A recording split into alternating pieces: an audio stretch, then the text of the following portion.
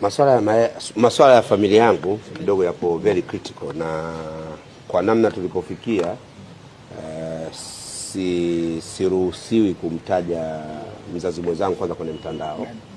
Hilo la kwanza, na ana haki hiyo ya kuzuia kutajwa kwenye mtandao. Hilo la pili, lakini pia lazima nisubiri upande wa pili utakaponiruhusu, kwa sababu jambo tayari limesha kwenye familia, lakini angalizo nililopewa ni kutokumtaja mzazi mwenzangu kwenye vyombo, kwa sababu yeye sio mtu wa mitandao.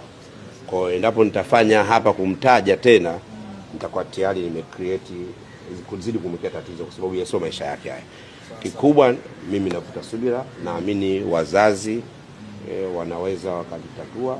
Kama itashindikana, basi ni Mwenyezi Mungu amepanga. Ila pia naomba nitoe onyo kwa mtu kama Maimartha anafurahia anguko la mtu, sio vizuri. Hata kama anajua changamoto zangu.